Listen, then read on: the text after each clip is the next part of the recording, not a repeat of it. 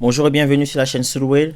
N'hésitez pas à vous abonner, à liker et à partager, ça apporte de la visibilité à la chaîne.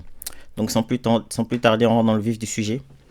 Je ne sais pas où vous avez, si vous avez suivi tout ce qui s'est passé ce week-end dans le monde des cryptos, mais c'était digne d'un épisode de Game of Thrones en fait.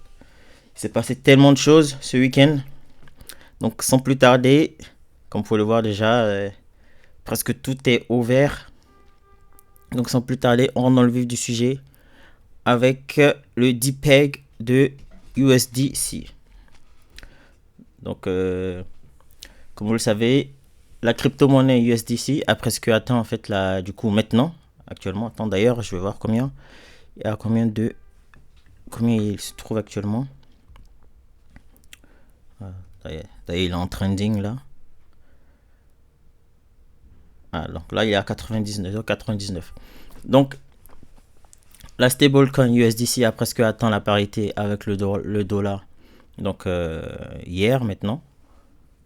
Parce que si vous avez un peu suivi, suite à l'annonce de la Silicon Valley Bank qui déposait en fait le bilan qui fermait, vu que USDC, donc les créateurs de USDC, donc l'entreprise Cycle, possédait des actifs dans la banque Silicon Valley Bank, ça a eu un impact en fait sur la stablecoin. Donc ce qui a fait que USDC a eu un DPEG. Donc c'est passé de 1 dollar à presque 88 centimes de dollars. Donc ce qui est négatif en fait, ce qui a posé problème, tout le monde a commencé à flipper. Mais on va dire cette crainte a très vite été résolue en fait par l'entreprise Cycle. Donc en fait il possédait uniquement que environ je crois 3 milliards de mémoire dans cette banque sur 43 milliards de cash. Donc ça n'avait pas vraiment d'incidence sur les activités de Circle et de USDC. Donc au fur et à mesure, petit à petit, le DPEG en fait s'est monté en fait. Donc on est passé de 88 centimes, puis 90 centimes, et ensuite 96. Et là maintenant, on se retrouve à 99 centimes de dollars. Donc ce qui est pas mal. Donc d'après ce que le PDG en fait il avait dit que le que en fait ça allait vite très vite se solutionner en fait cette histoire là. Donc on continue. Donc le PDG de Cycle Jeremy avait tweeté en fait que les opérations de USDC comme je le disais reprendraient aujourd'hui. Donc aujourd'hui c'est lundi. Donc l'annonce a fait suite à la divulgation par la Réserve fédérale américaine de la création d'une entité de soutien donc appelée Bank Term Fund Program BTFP. Donc ça c'est le terme en fait, BTFP ici. Pour aider les banques confrontées à des défis de liquidité. Donc bien que ce renflouement permet de rembourser en fait intégralement les dépôts, donc ceux qui ont de l'argent en fait dans la Silicon Valley Bank, Cycle a perdu un partenaire bancaire car Signature, donc c'est une autre banque en fait, une autre banque. Donc vous avez Silicon Valley Bank, ensuite Signature Bank qui elle aussi a été fermée par les régulateurs de New York, donc américains. Donc le PDG de Cycle a également déclaré que le service signé de Signature Bank, utilisé précédemment par Cycle pour faciliter les règlements entre USDC et USD, ne serait plus disponible. Donc eux aussi ils arrêtent en fait les activités avec la banque Signature Bank. Donc tout ça pour dire que en un week-end, USDC a connu un DPEG et que maintenant il semble que ce soit résolu ou presque. Donc là on est encore à 0,99 centimes. Laisse-moi voir par rapport au Tether. Donc par contre, quand on compare le Tether, lui il est à $1,03 et donc il est un peu monté.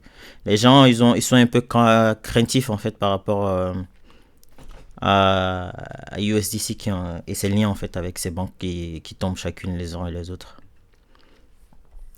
Donc voilà pour la news.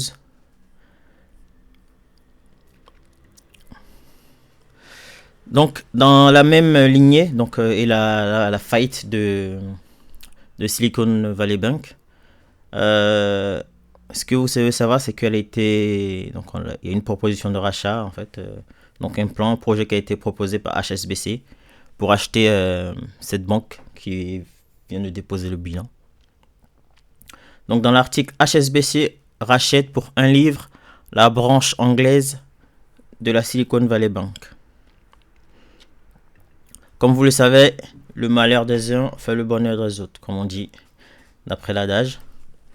Alors que la Silicon Valley Bank connaît des sombres jours, emportant avec elle sa branche anglaise, HSBC a annoncé aujourd'hui que HSBC UK Bank rachetait la Silicon Valley Bank UK pour un livre sterling, soit 1,21$. Donc ils vont donner que 1,21$, mais ça ne coche pas. Si vous êtes familier aux opérations financières, ils rachètent donc 1,21$ symbolique, mais ils rachètent aussi tout ce qui est dette et tout, etc. Donc cet achat pour une bouchée de pain est stratégique, car la banque a des capitaux propres qui, après étude, devraient s'élever à 1,4 milliard de livres sterling, soit 1,7 milliard de dollars. Cette transaction exclut les actifs et les passifs donc de la SVB UK. Donc comme je le disais, il y aura forcément plus tard des passifs qui seront pris en compte. Donc Noel Quinn, le PDG du groupe HSBC, a salué la réussite de cette nouvelle. Donc entre guillemets, il dit: cette acquisition est stratégique pour nos activités au Royaume-Uni. Elle renforce notre franchise de banque commerciale et améliore notre capacité à servir les entreprises innovantes et à croissance rapide, y compris dans les secteurs de la technologie et de la finance au Royaume-Uni et à l'international. Nous souhaitons la bienvenue aux clients de SVB UK chez HSBC et sommes impatients de les aider à se développer au Royaume-Uni et dans le monde. Les clients de Silicon Valley Bank UK peuvent continuer à effectuer leurs opérations bancaires comme d'habitude, en sachant que les dépôts sont soutenus par la solidité, la sûreté et la sécurité de HSBC.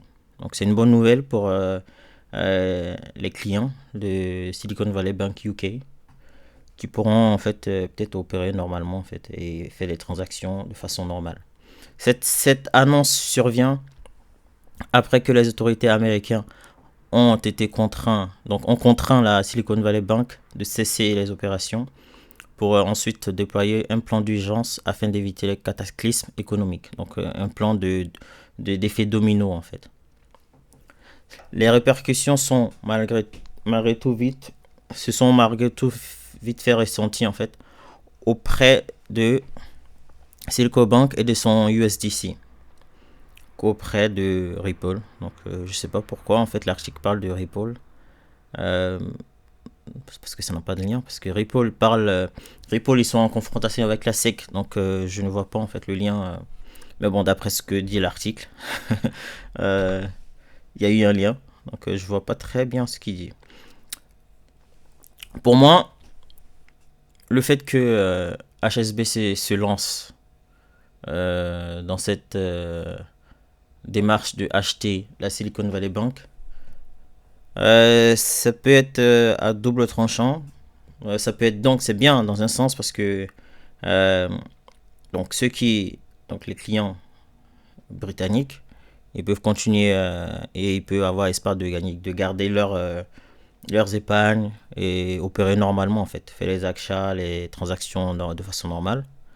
Mais s'il se trouve que les passifs de la Silicon Valley Bank UK rentrent en compte et que ça plombe que c'est en fait on va dire c'est le haut de l'iceberg et qu'il y a du négatif encore en dessous. Ça peut avoir une incidence négative en fait sur HSBC dans le long terme peut-être. Donc à voir ce qui se passe en fait.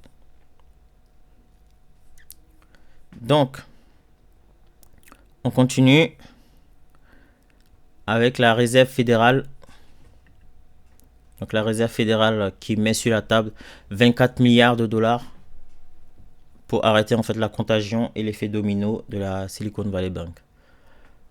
Donc la réserve fédérale donc américaine a décidé de bloquer 25 milliards de dollars pour empêcher la propagation des pertes de la banque Silicon Valley Bank à d'autres institutions financières.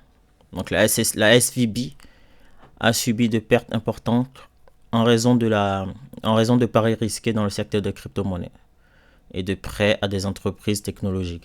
Donc ils veulent tout mettre sur les... C'est tellement facile, ils veulent tout mettre sur les crypto-monnaies. En fait, ça, je pense qu'ils ne savent pas manager leurs fonds. C'est toujours comme ça. Hein. Ils ne savent pas manager les fonds et ils trouvent le bouc émissaire. Le bouc émissaire parfait, c'est les crypto-monnaies. Donc cette décision de la Fed intervient alors que les régulateurs financiers américains sont préoccupés par l'exposition des banques aux crypto-monnaies et aux risques associés à leur volatilité et leur manque de réglementation. Leur manque de réglementation, je ne sais pas si vous suivez un peu l'actualité américaine, les États-Unis ils sont un peu lents en fait et ils font n'importe quoi concernant les crypto-monnaies. Donc ils prennent soit comme à New York de mauvaises décisions en matière de réglementation concernant les crypto-monnaies, ou soit ils font la guerre aux crypto-monnaies. Les États-Unis, là, c'est pas. En fait, les États-Unis sont devenus un endroit, en fait, euh, difficile à vivre pour les entrepreneurs crypto-monnaies, les investisseurs crypto-monnaies, ou tout un particulier qui veut, en fait, faire son trade normal, profiter, en fait, de cette nouvelle technologie-là. Ils mettent les bâtons dans les roues dans presque tous les projets blockchain, tous les projets Web3. Et après, ils s'étonnent qu'ils ne sont pas vraiment attractifs pour ces entreprises-là. Donc la Fed a pris cette décision après que SVB a révélé qu'elle a subi de pertes importantes en fait, de plusieurs centaines de millions de dollars en raison de mauvais paris sur les crypto-monnaies, comme je l'ai dit précédemment. Et donc cela en fait a eu un impact en fait négatif donc sur le marché. Vous avez vu qu'il y a presque toutes les actions des autres banques, donc JP Morgan, Citigroup, etc., Citibank et tout, qui ont commencé à chuter. Donc du coup, pour éviter en fait cet effet de domino, cet effet de contagion, la Fed a décidé de poser 25 milliards de dollars en fait pour essayer d'aider en fait la Silicon Valley Bank et les clients de cette banque là. Donc pour que ces personnes en fait aient accès à leur argent en fait. Et en fait cette décision de la Fed donc intervient dans un contexte où les régulateurs financiers ont exprimé leurs préoccupations en fait quant à l'exposition des banques aux crypto-monnaies. Donc maintenant déjà que les crypto-monnaies avaient mauvaise presse auprès des régulateurs, auprès des gens du monde de la finance. Je pense que cette action-là, ça va un peu les freiner, ce qui s'associe avec des projets crypto qui apportent de la liquidité en fait dans les projets crypto. Donc voilà, cette petite news. Donc la Fed, je sais pas, la semaine dernière, si vous avez suivi un peu, comme je l'ai dit en fait dans mes précédentes vidéos, la Fed, ils étaient partis pour donc augmenter les taux déjà et encore plomber le marché. Et là, ils ont fait un 360 degrés. Vite fait, bien fait. Quand il s'agit des crypto-monnaies, ils s'en foutent, mais quand c'est les banques normales, les banques qui opèrent normalement dans l'État, ils sont prêts à mettre de l'argent sur la table. Donc la Silvergate Bank, ils se sont, on a entendu presque personne en fait quand il s'agissait de la Silvergate Bank. Et là, vu que c'est la Silicon Valley Bank et maintenant la Signature Bank, des assez grandes banques en fait, là ils commencent à un peu se bouger pour éviter en fait tout effet de contagion. Donc c'est une bonne chose pour les clients de la Silvergate, donc la Signature Bank et la Silicon Valley Bank. À voir comment ça se passe en fait dans les prochains jours. Donc les gens, en fait tous les acteurs financiers, les experts, les économistes, ils se disent que la planche à billets va commencer à tourner. À voir, à voir. Mais déjà les 25 milliards, c'est déjà une grosse somme en fait. Donc là, on continue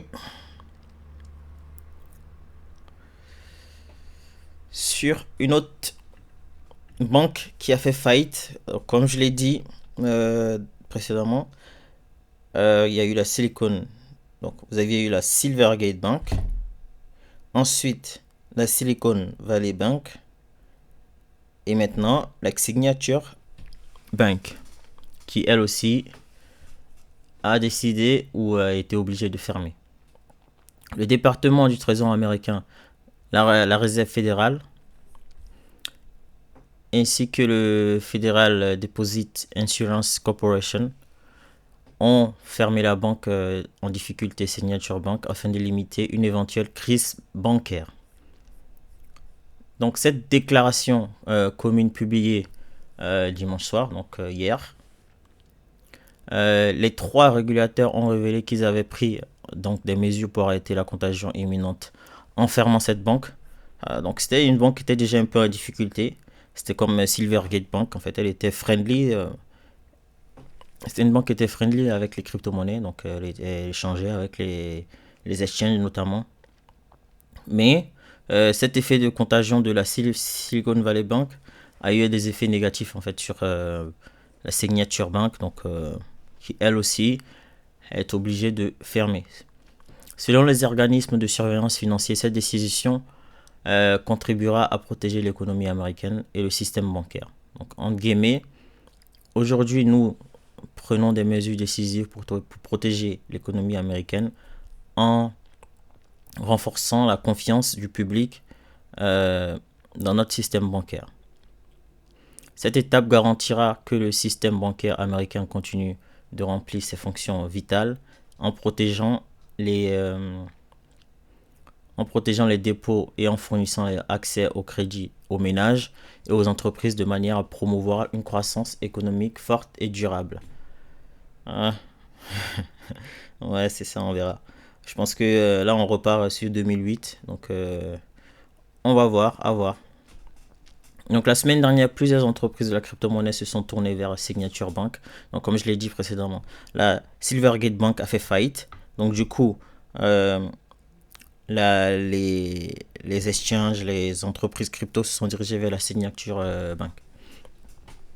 Donc, se sont dirigés vers la Signature Bank après que la banque axée sur les crypto-monnaies, donc la Silvergate Bank Capital, ait demandé donc une liquidation volontaire. Donc, ils ont décidé de se mettre en faillite, quoi. Cela est survenu après 3 mois après que la signature a annoncé qu'elle limitait en fait son exposition aux crypto-monnaies après la chute de FTX en novembre 2022. Donc cette décision de fermer en fait de fermer la Signature Bank est également liée à la crise financière de la Silicon Valley Bank. Donc comme je l'ai dit, c'est un peu donc il se répète un peu dans l'article. Donc tout ça pour dire que il y a une seconde banque, donc une nouvelle victime, donc la Signature Bank, qui elle aussi doit fermer parce que en fait ils ont décidé de fermer, ils ont été obligés de fermer pardon, pour éviter en fait une panique, donc ce qu'on appelle une bank run, que tout le monde décide de retirer son argent directement de la banque. Et ça, par contre, si ce cas arrive, ce sera encore plus négatif, quoi. Ce sera plus négatif et ce sera aussi des effets catastrophiques pour l'environnement bancaire, le système bancaire en général américain. Voilà, bye bye Signature Bank.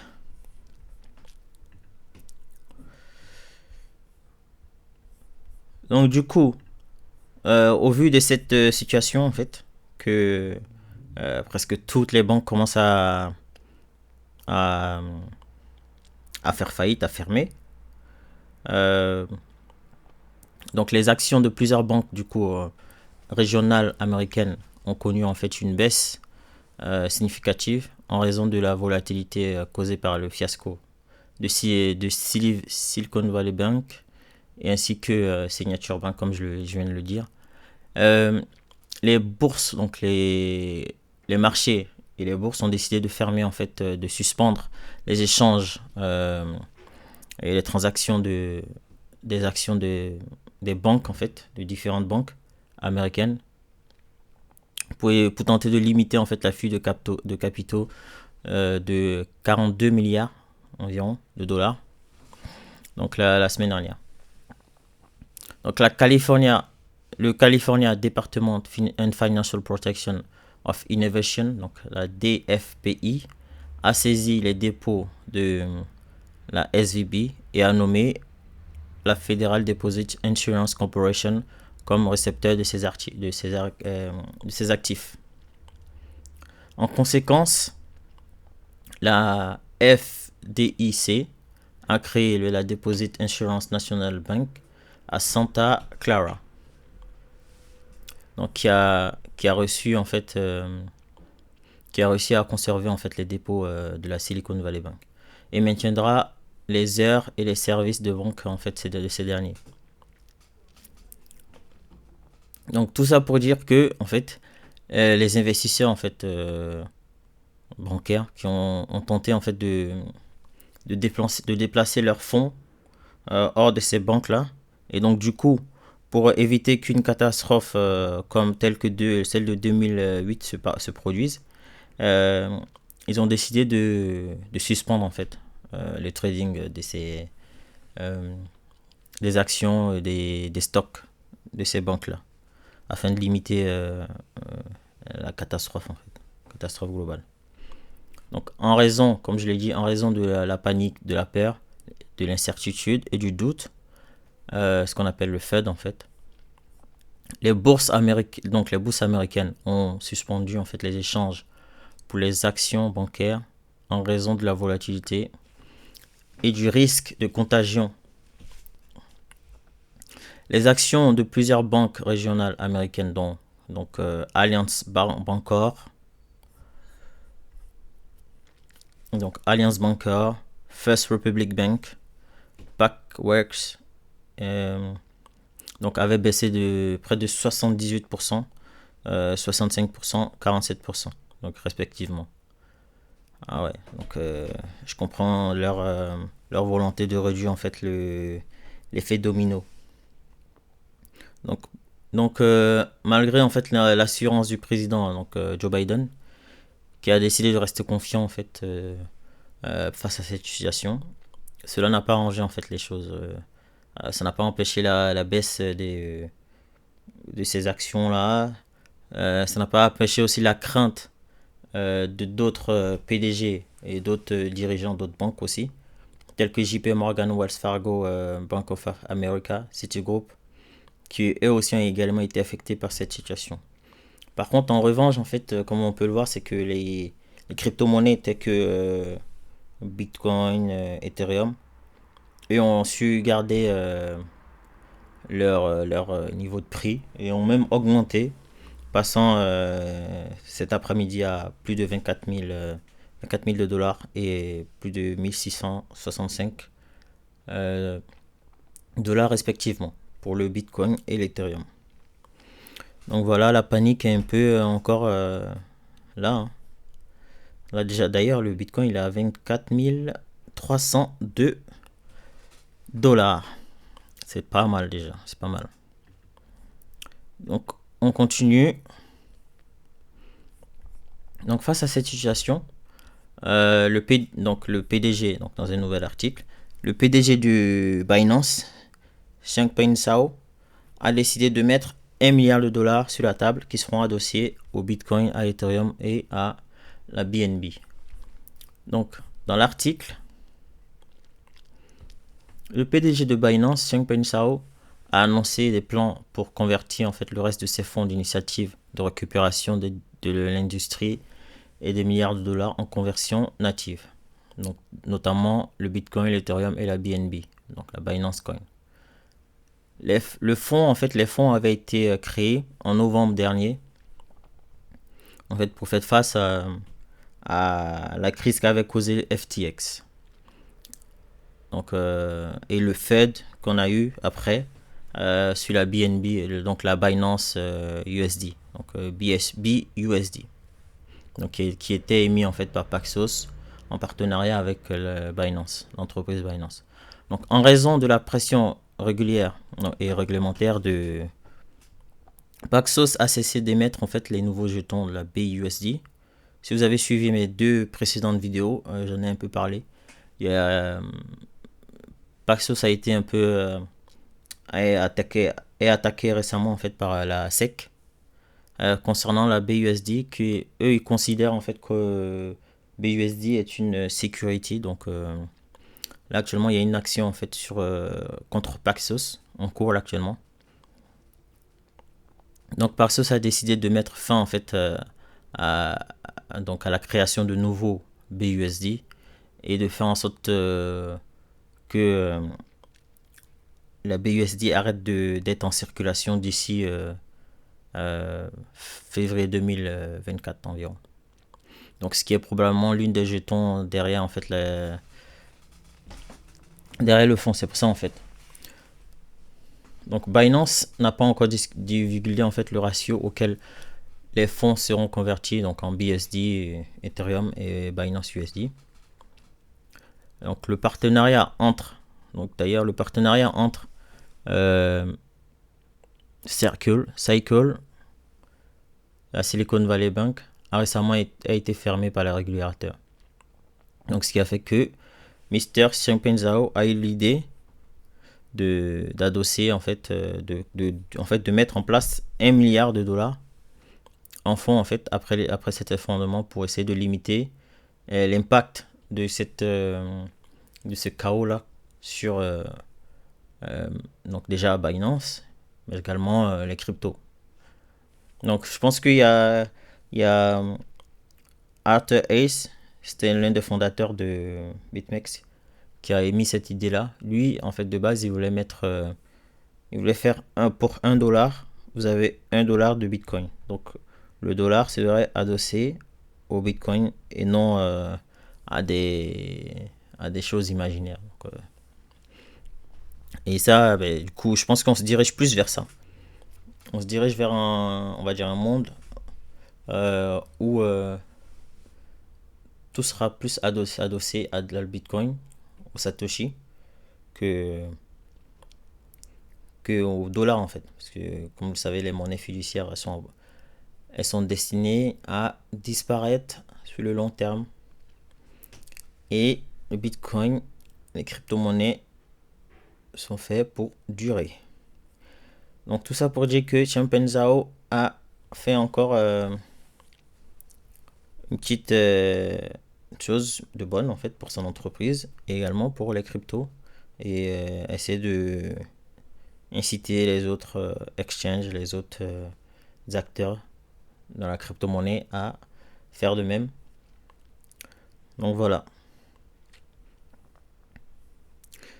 Et on continue pour la dernière petite news qui, elle, probablement, en fait, je pense que ce sera probablement ça. Donc la Réserve fédérale américaine fait face à une décision difficile lors de ses prochaines réunions, donc du FOMC meeting. Donc je pense qu'il y en a. Déjà, on attend la sortie de la CPI cette semaine, je crois que c'est demain. Et après cette cette sortie de data, il y aura un FOMC meeting dans lequel ils vont décider de s'ils augmentent ou non. Et donc on verra. Donc le marché étant divisé entre une augmentation de taux à 25 points de base ou à 50 points de base, donc en mars. Donc on était divisé en fait. Donc vous aviez pas mal de personnes qui pensaient que Jérôme Powell allait augmenter à 50%, pardon, suite aux mauvais data qu'on avait reçus sur le mois de février. Et sauf que tout a changé par rapport aux, aux chutes et aux faillites successives de banques. Tout a changé complètement.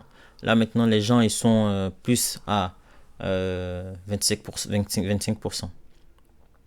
Donc cependant avec la récente crise bancaire et la liquidité et de liquidité aux États-Unis, la probabilité de ne pas augmenter les taux d'intérêt a augmenté jusqu'à 47%. Donc les gens ils tablent plus principalement sur peut-être une non-augmentation des taux, bien qu'elle ait pu diminuer à 21%.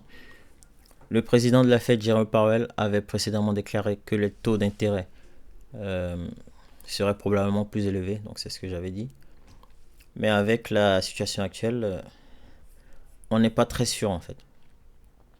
Donc les réunions du FOMC sont essentielles en fait pour le marché. Donc tout le monde regarde, qu'on soit américain ou non, tous les acteurs financiers du monde en fait, ils sont suspendus en fait à la décision de ce monsieur là, Jerome Powell, qui, comme on l'a dit, annonce le chaud et le froid en fait chaque mois, qui guide en fait le marché mondial en fait chaque mois. Powell avait déclaré que le travail était loin d'être terminé en matière de lutte contre l'inflation. Donc le but en fait c'est que l'inflation baisse, sauf que là pour l'instant ça plombe en fait le marché. Donc lutte contre l'inflation et la prochaine publication des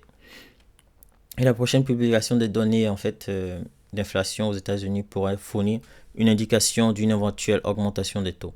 Néanmoins, la Fed est confrontée à une décision difficile avec la récente fermeture de la SVB, donc la SVB, donc Silicon Valley Bank, de la Signature Bank, et en fait l'effet de contagion et la crainte que en fait les acteurs bancaires, les acteurs économiques, là actuellement après cette catastrophe qui s'est passée en fait ce week-end là. Donc pour l'instant on ne sait pas très bien si ils vont augmenter à 50%, donc à 0,5% ou à 0,25%, ou ils vont pas du tout augmenter en fonction de par rapport à ce qui se passe là actuellement. Donc ça c'était pour la petite news, les petites news de la journée, histoire de se rattraper, parce que ce week-end ça a été incroyable ce qui s'est passé. J'espère que vous avez pas vous avez fait un portfolio management et que vous avez pas eu vous n'avez pas paniqué pendant la baisse, parce que si vous avez paniqué pendant la baisse là vous êtes un peu en retard en fait. Ne pas paniquer, c'est la solution. Attendre et voir en fait ce que se passe. Là en 2 jours tout a changé en 360 degrés en fait. On partait pour le bear market, tout le monde criait ça y est on repart dans le bear market, et là tout le monde se met direct, ils ont changé d'avis direct, on se dirige vers le bull run. À voir ce qui va se passer en fait dans les prochains jours. Sur ce, moi je vous laisse. N'hésitez pas à liker, à vous abonner et à partager le contenu. Ça permet à la chaîne d'avoir plus de vues en fait et d'être mise en avant. Et sur ce, on se retrouve très prochainement pour de prochaines news. Merci et à bientôt.